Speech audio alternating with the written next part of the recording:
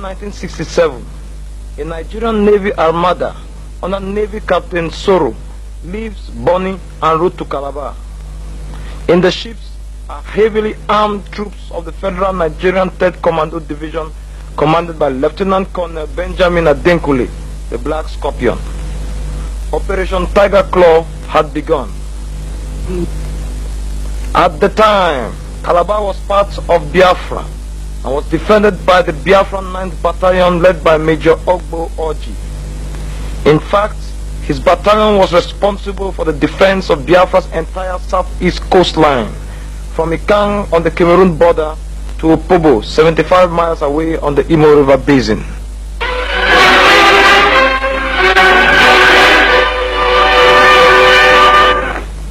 October 17, 1967.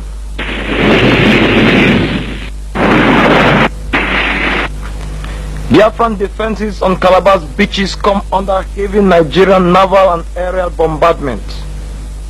Less than 24 hours later, the Nigerian 8th Battalion commanded by Major Ochefu disembarks from the NNS Lokoja and storms Calabar Cement Factory jetty.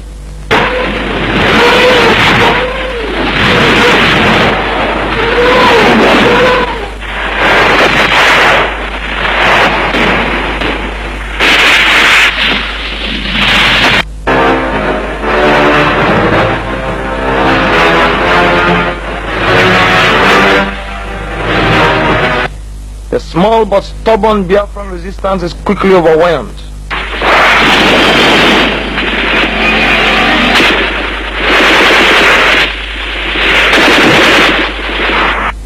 Later, that same day, Major Ted Hammond's 33rd Battalion lands on Henshaw Town Beach.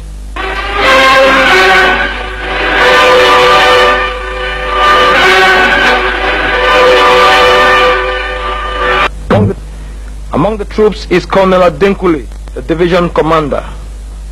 Within days, the Nigerian army was in complete control of Ikang, Atimbo, and Esugumbai beaches.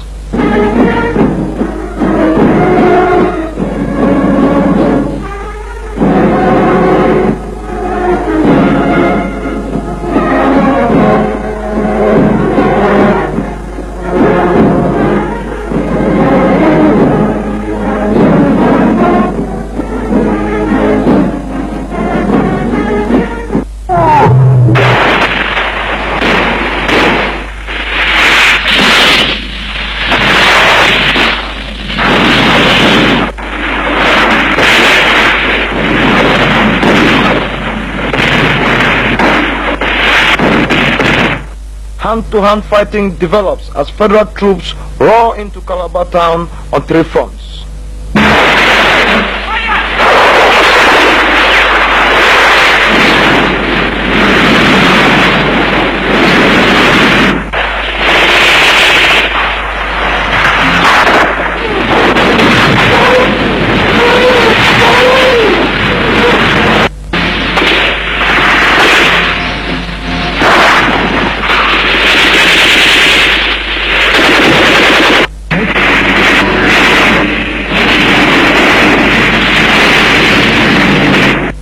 Biafran commander Major Orji is seriously wounded and evacuated to Umuahia, while his outgunned and outnumbered troops retreat to new defensive positions around Hope Water Institute on the outskirts of Calabar.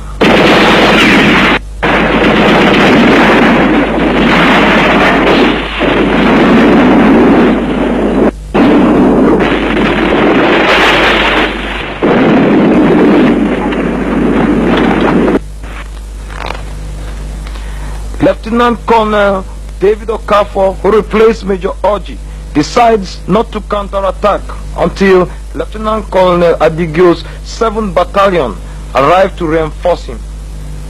However, the Biafran 7th Battalion had refused to go down to Calabar because their submachine guns had been withdrawn and given to Biafran troops confronting Captain Mohammed Buhari's 2nd Battalion in the Kalagu sector near Enugu.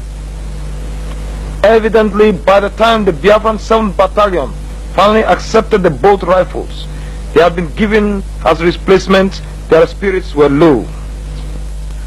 Nor did sending Lieutenant Colonel Festus Zakaria as brigade commander helped things.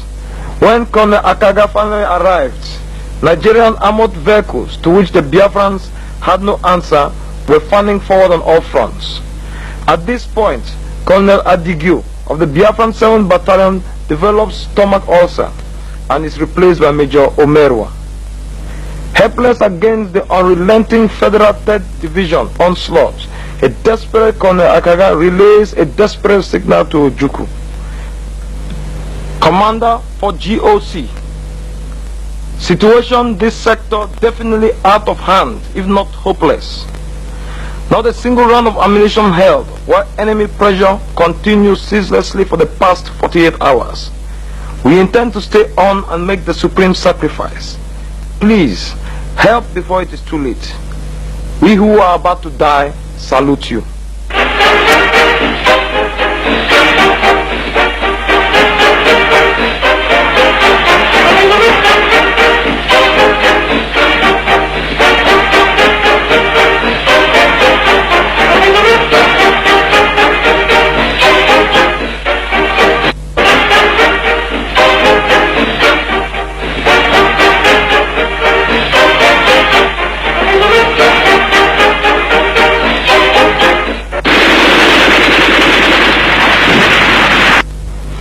Faced with a catastrophic military debacle in the Calabar sector, Ojukwu throws in newly arrived white mercenaries.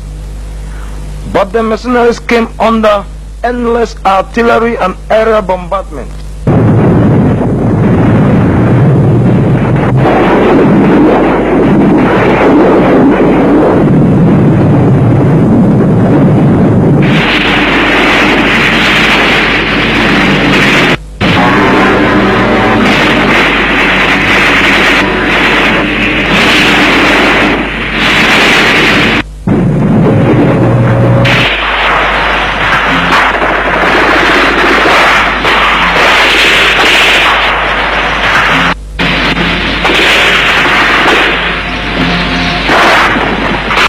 They found themselves presiding over a procession of humiliation. After suffering unusually high casualties, the mercenaries retreat 50 miles up to Ikotopora. From there, most escaped Biafra, never to return. Weeks later, General Gowon would be received ceremoniously in Calabar to the accompaniment of the beats of the Ekpo masquerade.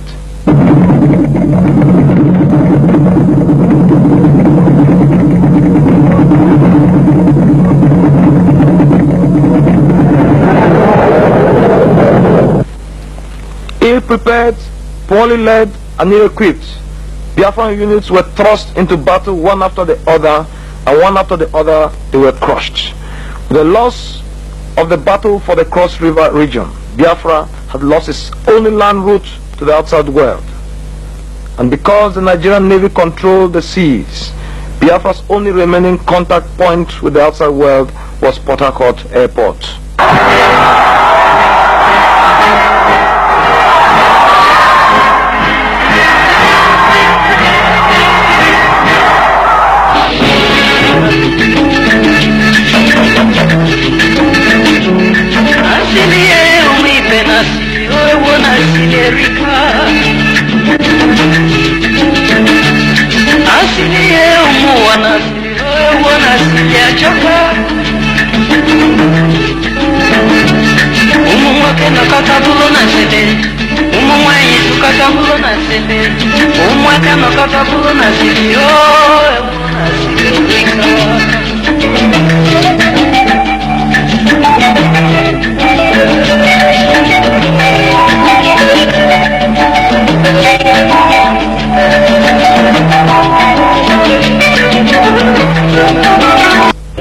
Over in the Midwest, Colonel Murtala Muhammad's Nigerian 2nd Division, which had stopped the Biafran westward advance at Ore, rode on to Asaba on the banks of the river Niger. Now, Colonel Murtala Muhammad turns his eyes across the Niger at the priceless Biafran town of Onitsha, reputed as the largest market in Black Africa. The Biafran 11th Division under Colonel Conrad Nwawo was in charge of the defense of Onitsha. Colonel Conrad Nwawa had come into prominence when he escorted January 1966 coup leader Major Nzaugu on his last journey from Kaduna to Lagos. The Biafran 11th Division was made up of the 12th Battalion under Colonel Mike Ivensu. The 12th Battalion was responsible for the defense of the area from Ida in the north to Sugbe. The 18th Battalion under Major Nsudo was responsible for the defense of Onitsha town, while the 11th Battalion under Major Achuzie defended the river line from Ndoni to Atani. The beach itself was heavily mined by Biafrans, as well as being backed by anti-tank guns and machine guns.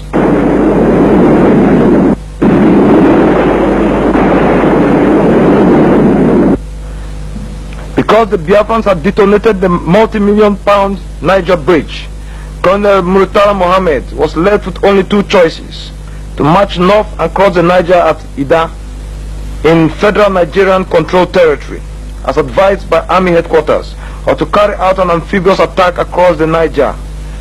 But such was Colonel Murtala's prestige within the army that he could ignore Army headquarters' advice. On the 4th of October, Murtala orders the artillery bombardment of Onitsha.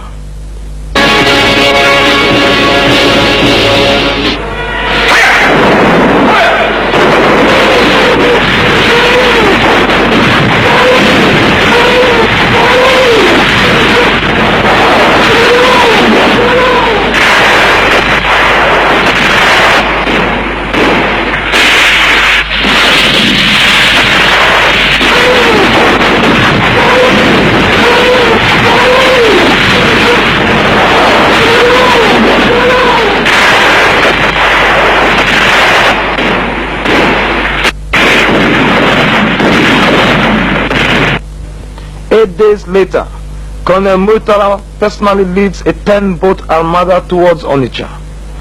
The Biafrans resist stubbornly, but are forced to retreat in disarray.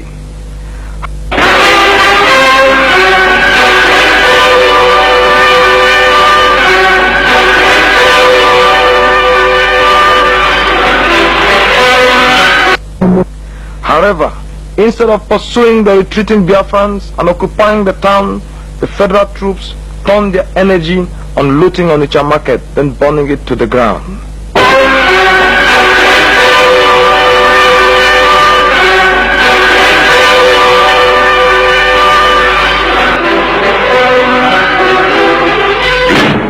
This gave the Biafrans time to reorganize and, of course, counterattack.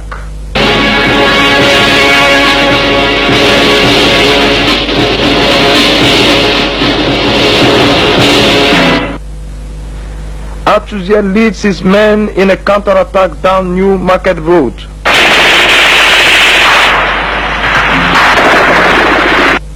While another pincer under Major Nsudo swings down Old Market Road. Murtala's troops on the Onitsha beachhead are totally routed.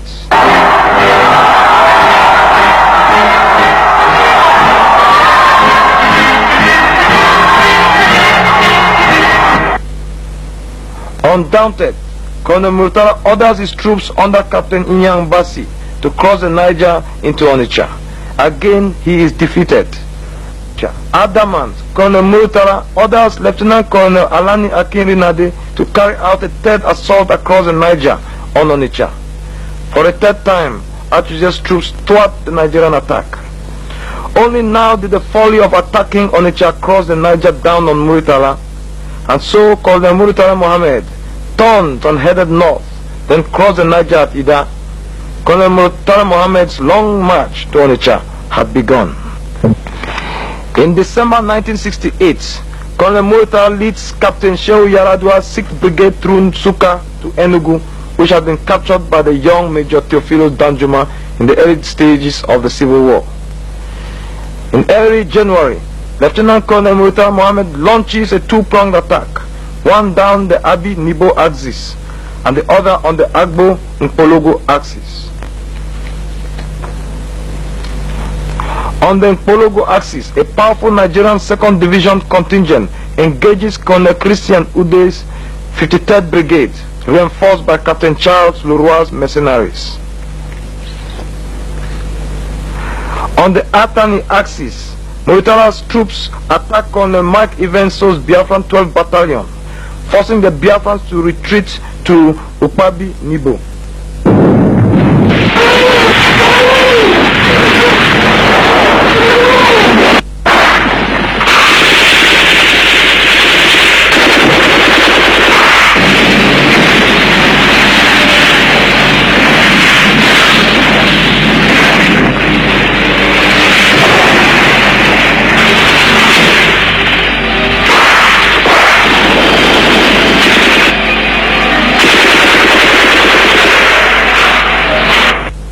Inexorably, Colonel Murtala's formidable military machine rolled on, smashing through Biafran-made obstacles, including detonated bridges. A few weeks later, Captain Leroy, the French mercenary commander, is wounded and evacuated. Biafran 53rd Brigade troops panic and turn their weapons on their officers. Despite heavy casualties, in late January 1968, Muritala's troops stormed into Udi, Colonel Ude's hometown. Within days after the capture of Udi, Muritala's troops captured Ozara, cutting off Colonel Frank Obiara's S Brigade and the Biafran 14th Battalion at Emene from the rest of Biafra. At this point, Ojukwu sacks Colonel Ude and replaces the S Brigade commander, Major Obiora, with Colonel Timothy Onwatuegu. Supported by artillery and aerial bombardment, Muritala's division rolled on. Umudim, Amokwe, Oji River, Agwobu, Ugoba are all overrun.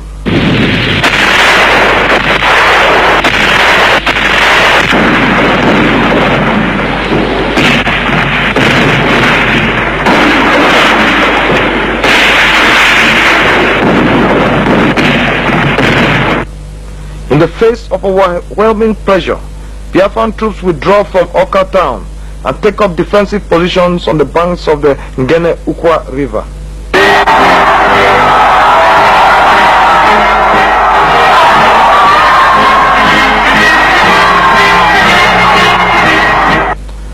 On January 19, 1968, the Nigerian 2nd Division occupied Biafran Army Commander Major General Alexander Madiebo's hometown, Oka. The road to Onitsha was open.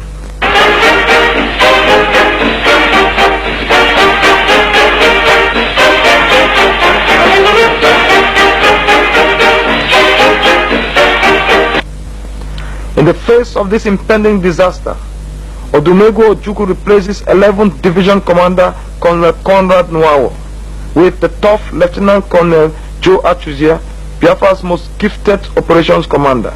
His mission: to prevent Muritala's 2nd Division from capturing Onitsha at all costs.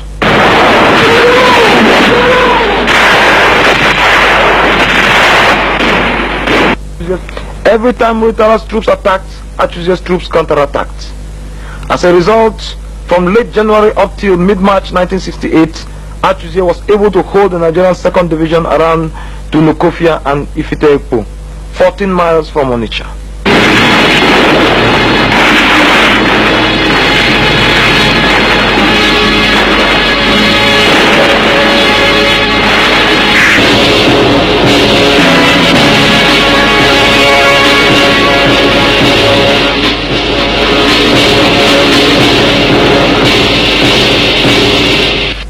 But the Biafrans from the beginning lacked the firepower and armored cars at Muritala's disposal. And even though Achuzie's troops made the Nigerian 2nd Division pay in blood every inch of land captured, inexorably, the Nigerian 2nd Division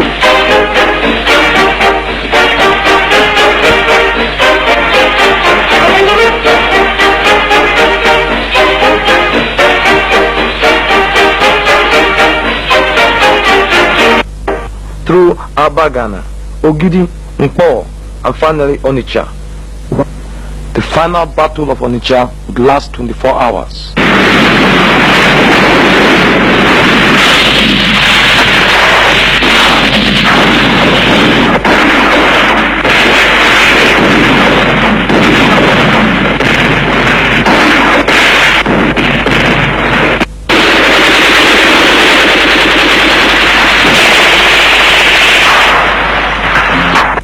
For victory in the Nigerian Biafran war was to be determined not by willpower, but by firepower.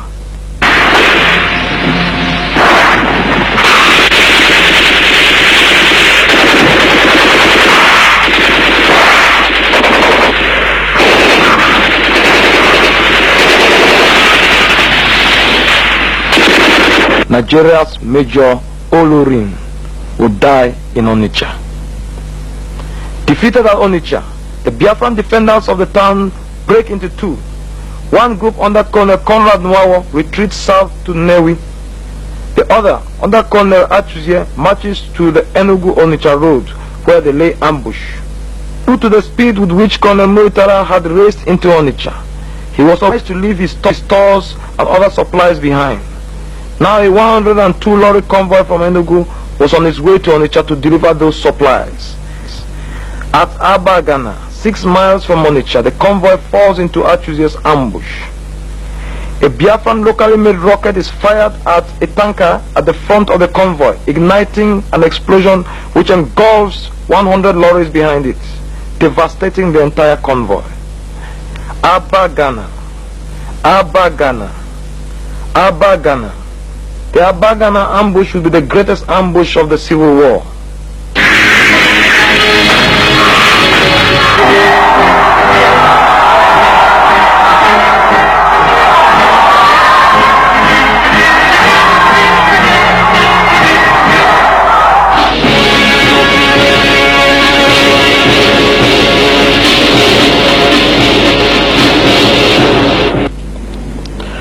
And so it was that Joe Achuzie became the Hannibal of Biafra. The tragic story of the Battle of Onitsha remains incomplete without mention of Operation Hiroshima.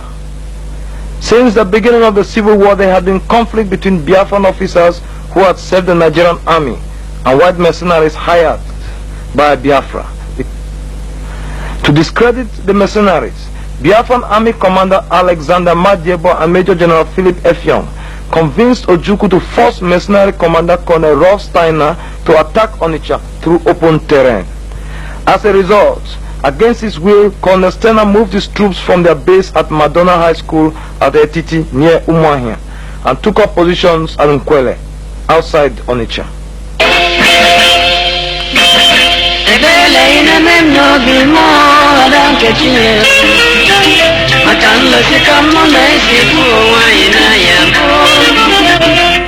These were the men who had fought at Okunano, Fegi, Owaza, and Chokocho. They would die, they knew, but they believed their legend would remain. They did not know they were pawns in a trial of strength between their commanders.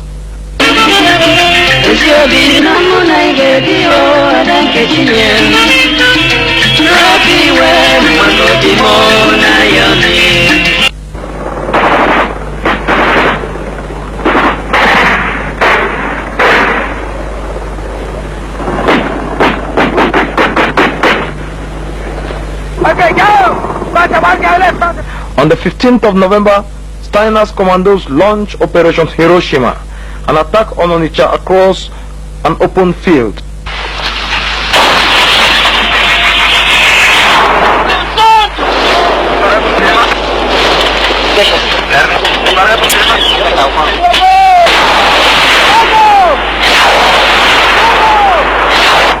With neither air support nor natural obstacles to hide behind, Nigerian artillery and machine gun fire decimate the attacking Biafran commandos.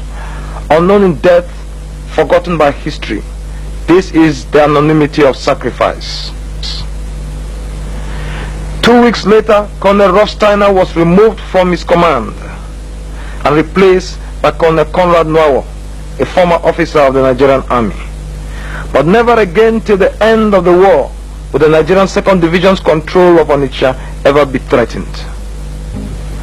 Within weeks, General Gowon was reviewing federal troops on an official visit to Enugu. Biafra had lost the war on the northern front forever.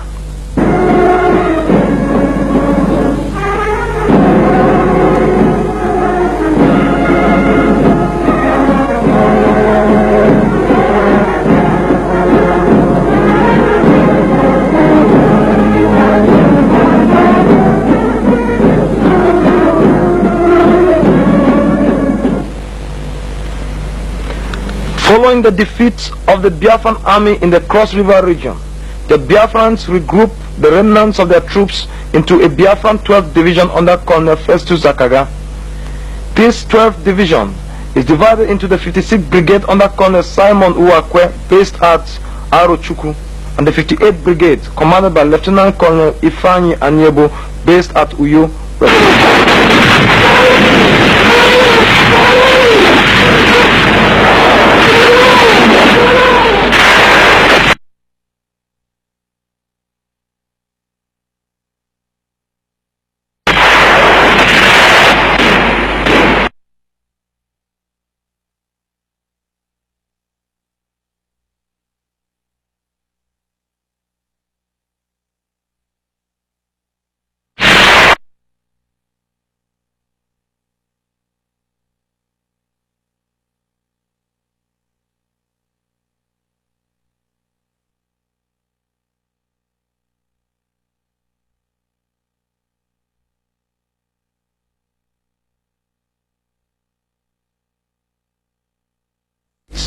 Oron and Itu beaches come under heavy federal aerial and naval bombardment. 9th of March, Major Ted Herman's 33rd Battalion fights its way into Allen sawmills, then quickly overruns the town.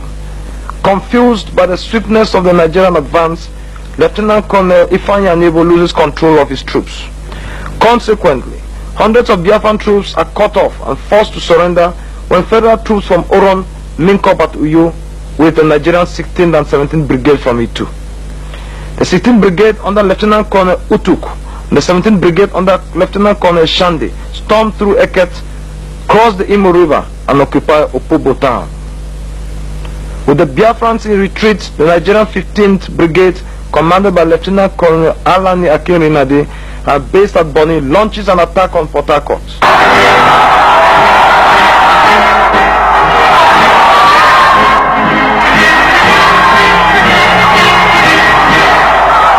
At the time, the entire Port Harcourt sector was defended by the Biafran 52nd Brigade under Lieutenant Colonel Ogbogu Kalu. After heavy fighting, Colonel Akinrinade's troops capture and dig in at One. This success would be short-lived. Major Giorgio Nobiato, the Italian-born Biafran mercenary, unexpectedly counterattacks, inflicting heavy casualties before forcing the Nigerian 15th Brigade out of One. Major Nobiato is subsequently killed during his bid to repulse Lieutenant Colonel Shande's 17th Brigade from Umuabai.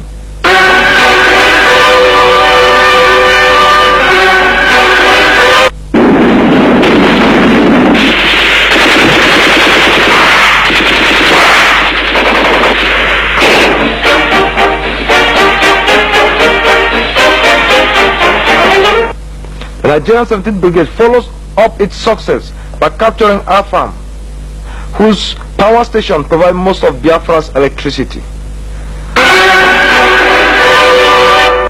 And so darkness fell on Biafra.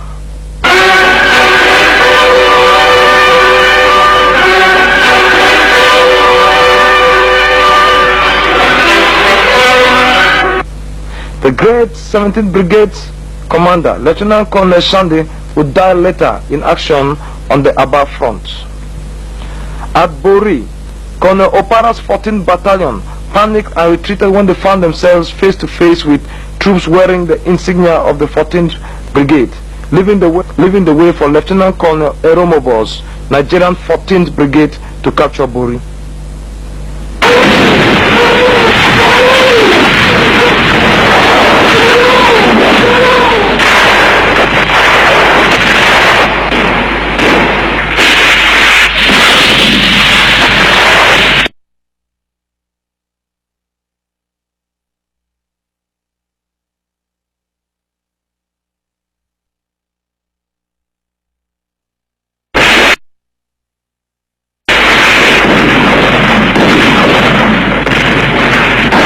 As Biafran lines in the Port Harcourt sector crumble, Okokondem appeals over Radio Biafra for the defense of the town.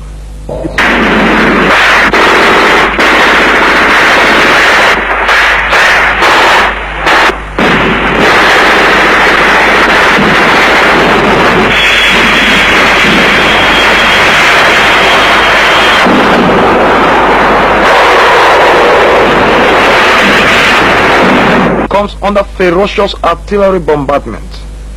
Until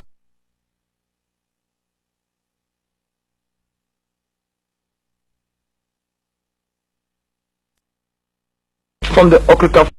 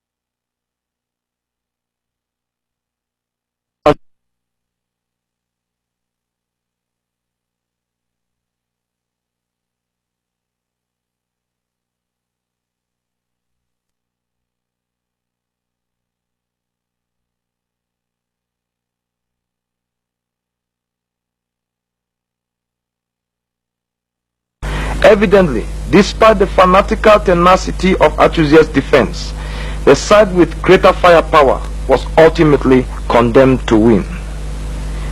May 24th, 1968.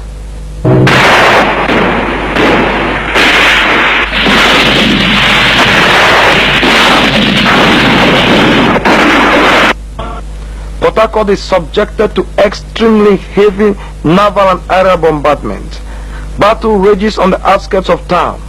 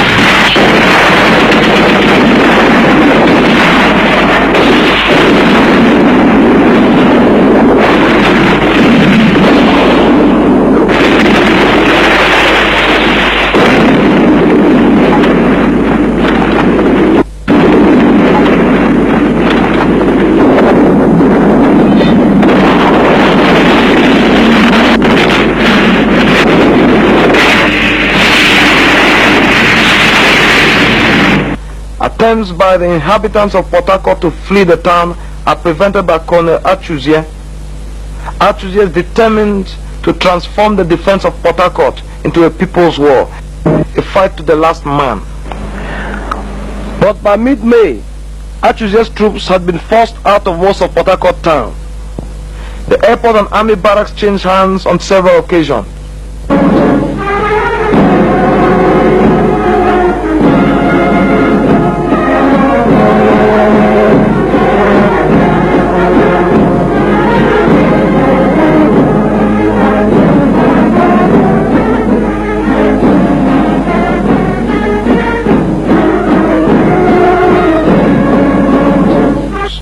Eventually, though, federal troops captured them for good.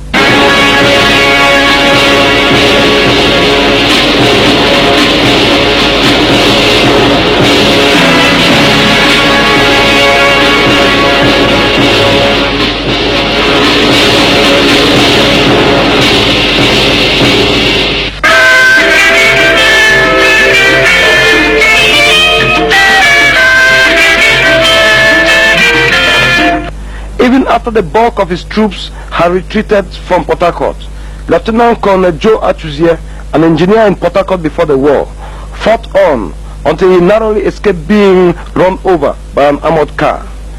Only then did he finally retreat to Igrita. The date was May 19th, 1968. Port Harcourt had fallen. Promoted to full colonel, Achuzie hands over command of the Biafran 52nd Brigade to Navy Captain Anuku, but not without a warning.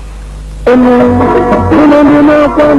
not here doesn't mean that I'm here, not here, because I'll be coming down to make sure that nobody lets me down.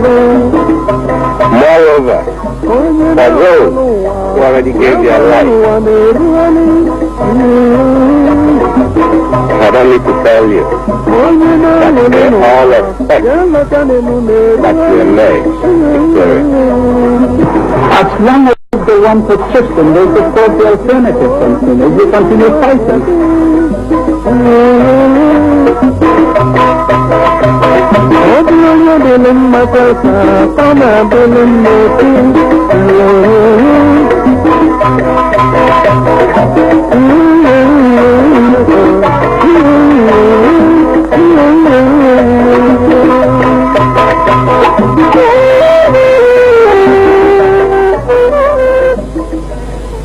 The 7th March 1969, Nigerian troops strike Biafran defenses at Amokwe and move towards Ozuakoli. A 480-man recruit battalion under Colonel Akaga, sent to stop the federal advance, engages the advancing Nigerian army at Ahaba and is instantly crushed.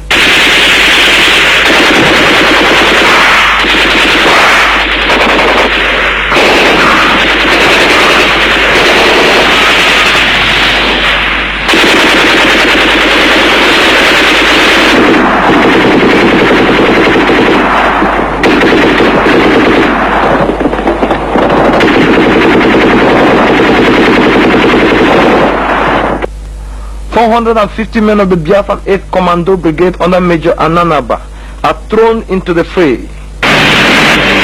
Unstoppable under Major, supported by heavy area bombardment. Rwanda's troops overrun Umuezike.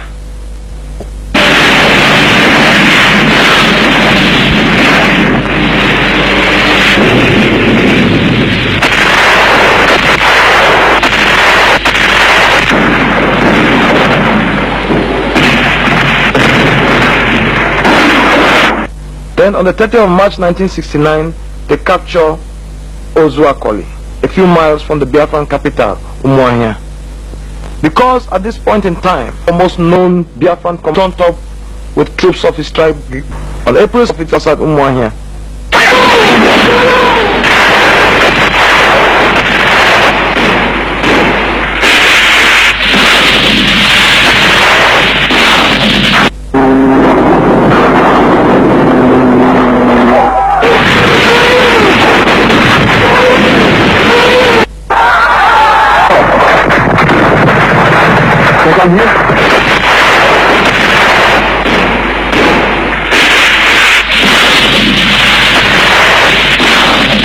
Atuzia pushes federal troops out of most of Ozuakoli. However, at Ozuakoli Bridge, federal troops regroup and halt the Biafran advance.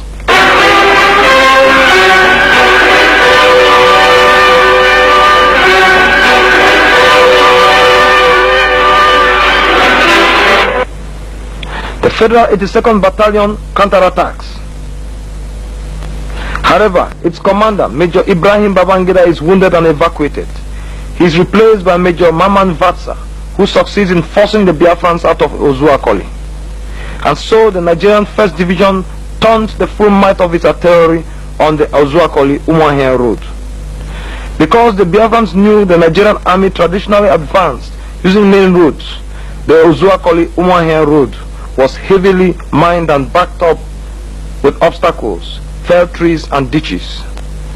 An attempt by the Nigerian 25th Battalion to snatch Umuahia led to the Biafran decimation of the 25th Battalion. April 11, 1969, the Nigerian army calls in for air support. From Ozuakoli to Umuokpara and Emeke to Umuahia, a veritable tornado of bombs and fire ravaged Biafran control areas of the Umuahia sector.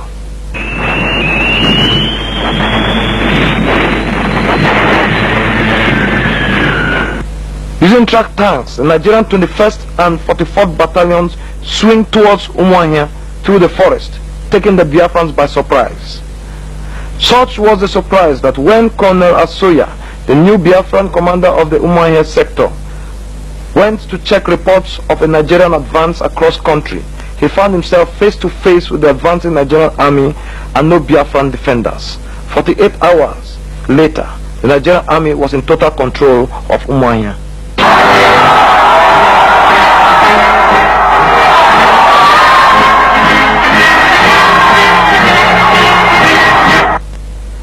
The loss of Umuahia was destined not to be Biafra's fatal last blow.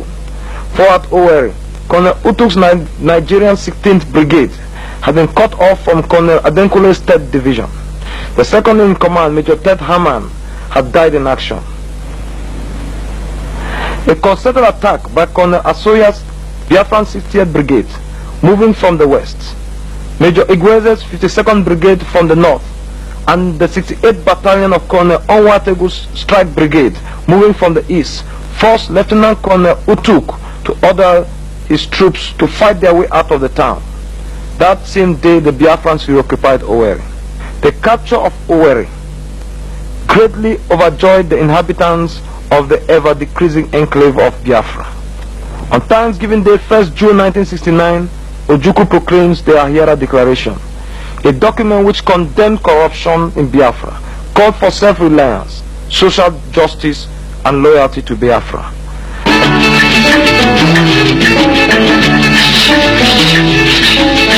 Over in federal